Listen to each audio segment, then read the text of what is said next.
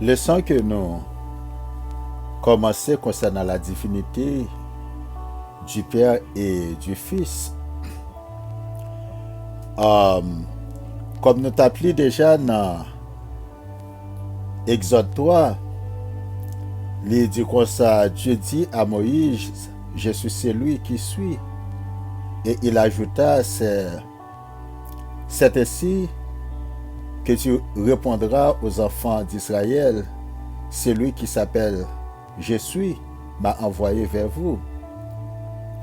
Donc, ça vient de montrer nous que le Fils, c'est pas pendant le vini incarné dans Saint-Marie que le vini comme petite, mais le Fils a déjà existé depuis toute une éternité. Des éternités. Il était existé bon côté papa li. C'est raison ça qui fait lorsqu'on arrive dans le Nouveau Testament dans Jean 1er, verset 1er, il dit au commencement était la parole était avec Dieu et la parole était Dieu. Là, il montre le Seigneur Jésus est la parole éternelle. La parole éternelle de Dieu qui vient incarner dans le Sainte Marie sous forme chair. C'est ça qui fait de la parole qui a été faite chair. Mais il dit la parole était avec Dieu parce que la parole est considérée comme parole éternelle. Tout ça que Dieu t'a fait pour formation, du moins création de l'univers. C'est avec parole ça il t'a servi. Mais il dit parole, ça c'était Dieu qui le tout. Mais pour le Fils, il est capable de sauver l'humanité, il fait alliance avec Papa, lui, pour venir sur la terre. Et parce que pas de pouvoir qui était capable de racheter l'homme dans l'esclavage, côté que nous sommes, c'est seulement le Seigneur Jésus, comme le Tout-Puissant, qui était capable de venir pour bailler l'homme liberté. Mais pour bailler l'homme liberté, il venait avec un sacrifice expiatoire. Sacrifice expiatoire, ça, il a accepté bail ville pour capable racheter l'humanité. Mais pour travail, ça a fait, ça m'a demandé pour venir sur la terre, venir performer l'homme.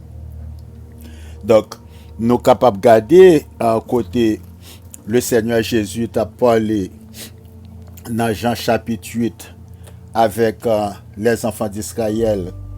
Jean chapitre 8, verset 56. Il dit comme ça, Abraham, votre père, a tressailli de joie de ce qu'il verrait à mon jour. Il a vu et il s'est réjoui. Ça, c'est déclaration, le Seigneur Jésus, le Fils. Il dit Abraham, qui c'est papa, non, Abraham, c'était le plus ancien de tous les serviteurs de Dieu. Que Dieu te prenne dans un pays païen, finalement. Il choisit, monsieur, c'est Abraham qui était papa Isaac et Jacob. Et Jésus dit comme ça, Abraham te ouais moi. Et lorsqu'il te ouais, il était tressailli avec joie. Et il était réjoui. Quand il y a le peuple juif posait Jésus question, dans verset 57, Jean chapitre 8, les Juifs lui disent, tu n'as pas encore 50 ans et tu as vu Abraham. Jésus répond dans verset 58, Jésus leur dit, en vérité, je vous le dis, avant qu'Abraham fût, je suis. Là, Jésus parle concernant existence, même avant l'existence d'Abraham. C'est là qu'il parle de la vie antérieure de Jésus. Maintenant, ça que nous avons considéré dans Matthieu chapitre 28, pendant ce jour, notre Seigneur Jésus sur la terre, Jésus a parlé avec les disciples, il dit allez faire de toutes les nations des disciples baptisant au nom du Père, du Fils et du Saint-Esprit. Mais presque toutes les parties de toutes les religions terrestres, ils ont fait baptême au nom du Père, du Fils et du Saint-Esprit parce que ils ont laissé croire que il y a 3 personnes de la Trinité en Dieu. Mais pas il y a 3 personnes de la Trinité en Dieu. On a regardé ça pour nous depuis dans l'Ancien Testament pour nous venir dans le Nouveau Testament. Dans l'Ancien Testament, Soit aller dans Hébreu chapitre 5, ou après il dit comme ça, tout ça, Dieu te baille Moïse pour le faire dans l'Ancien Testament, c'est ombre des choses célestes. C'est-à-dire que tout plan, Dieu te baille Moïse, il baille plan et figure ça qui existait dans le ciel. Du haut des cieux, côté l'Éternel, l'Ichita dans majesté li. Il dit Moïse va construire un tabernacle à travers le désert. Dans le lieu saint, on va placer table qui a 12 pains, des propositions, on va placer hôtel d'or. Mais à côté, table qui a 12 pains, il dit on va placer un chandelier d'or qui a 7 branches. Chandelier d'or à 7 branches, il symbolise la plénitude du Saint-Esprit de Dieu. C'est ça le symbolisait.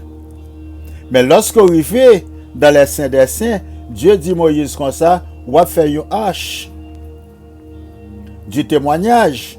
Du haut de l'hache du témoignage, on va couvrir avec le propitiatoire. Et du haut du propitiatoire, on va placer 2 chérubins qui sont lui. 2 chérubins, ça, te symbolisé Dieu le Père et Dieu le Fils. Soit les dans Nombre chapitre 7 verset 89 ou après l'Éternel dit Moïse lorsqu'au besoin mon rentrer dans le Saint des Saints, c'est dans mi-temps 2 chérubins ça m'a parlé. C'est unité ça qui gagne entre le Père et le Fils. Dans l'Ancien Testament, personne n'est capable de comprendre le mystère, bien que Dieu te révélé à tous les prophètes, mais l'intelligence était fermée pour te comprendre la personne du Père et du Fils. Parce que toujours marcher ensemble. Ils ont combiné ensemble. C'est même quand les Père fonctionner avec le Fils, il dit l'Éternel Dieu. Ou capable dans le Nouveau Testament, lorsque le Seigneur Jésus vient à parler, il n'a pas dit l'Éternel Dieu, mais il dit le Seigneur Dieu. Le Seigneur, c'est le même mot éternel là. L'éternel. L'éternel dans la langue hébreu araméen. Mais dans la langue grecque là du Nouveau Testament, c'est le Seigneur. Dans l'Ancien Testament, l'éternel Dieu signifie El Elohim. Ça c'est une pluralité. Elohim, c'est l'éternel. El qui c'est Dieu. El Elohim. Là, le Seigneur Jésus employé El Elohim encore, il dit le Seigneur Dieu. El Elohim, il dit c'est lui qui est ensemble avec nous là, et qui était, parce qu'il était déjà existé. Et il gagne pour le retourner encore. Donc, là, nous parlons concernant la préexistence du Fils avant l'univers créé, qui était déjà ensemble avec Papa Li. Jésus dit allez faire de toutes les nations des disciples, baptisant au nom du Père, du Fils et du Saint-Esprit. Mais Jésus pas voué personnel faire baptême dans toi, non. Parce que c'est un seul nom, Dieu, le grand Dieu Tout-Puissant, toujours utilisé, qui c'est Je suis. Je suis, qui c'est l'Éternel. Dans Jean chapitre 17, lorsque Jésus a prié, Jésus dit, a prié papa, il dit, papa, comme ça, moi fait peur pour yo, Timon, yo, connaît non. Qui nom Jésus fait, nous l'église reconnaître le nom de Jésus. C'est pour la première fois dans sa venue sur la terre, lorsque l'ange Gabriel présenté devant Marie. Il vient annoncer Marie, naissance petite bon Dieu très haut. Il dit non qu'il va relayer, c'est Jésus. Mais les prophètes, non, ils te conjoignent, ils joignent Emmanuel, qui signifie Dieu est avec nous. Dieu est avec nous. Mais maintenant, les Pierre qui premier apôtre, qu'elle fait disciple, qu'elle fait baptême là, elle fait au nom de Jésus. Dans Actes des Apôtres, chapitre 2, verset 38, il dit comme ça, nous va baptiser au nom du Seigneur Jésus. Et nous va recevoir le don du Saint-Esprit. Recevoir le Saint-Esprit par une troisième personne. c'est la puissance du Père et du Fils, la force active du Père et du Fils. Et l'autre verset, m'a banni bien vite, dans une autre occasion, on va parler davantage, parce que toute la Bible explique la divinité du Père et du Fils. Si vous regardez dans Colossiens chapitre 1er, verset 15, vous regardez dans Hébreu encore, chapitre 1er, verset 5, ou après il parle concernant Dieu le Père, Dieu le Fils. Si vous regardez dans Hébreu 1er, verset 8, ou après la parole concernant deux dieux toujours. Il parle Dieu le Père, Dieu le Fils. Et si vous regardez dans Colossiens 1er, verset 15, ou après il dit comme ça, toute bagaille créée par le Fils. Dignité, trône, anges, visibles, invisibles, tout créé par le Fils. Donc, c'est ça que nous parlons aujourd'hui concernant la divinité du Père et du Fils. Pas qu'on va faire de trois personnes en Dieu, c'est deux personnes qui gagnent. Dieu le Père, Dieu le Fils. Le Saint-Esprit, pas une troisième personne, mais c'est la force active du Père et du Fils. Moi, pas parler de toutes les Écritures dans la Bible, même nous un résumé pour montrer nous qu'il y a deux personnes en Dieu.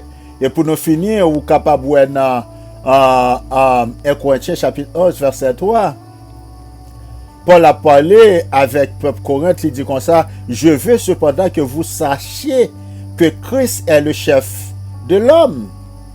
L'homme est le chef de la femme. Mais il dit comme ça, le chef de Christ, c'est Dieu. Il n'a pas mentionné le Saint-Esprit. Dans 1 Corinthiens 11, verset 3. Il dit Christ est le chef de l'homme, l'homme est le chef de la femme, Dieu est le chef de Christ. C'est-à-dire qu'il parle de deux personnes, c'est pas le Père qui vient sous forme le Fils, mais il parle d'existence le Père, le Fils, depuis l'éternité. C'est ça nous parler comme une démonstration, moi non concernant la divinité du Père et du Fils. Que Dieu vous bénisse.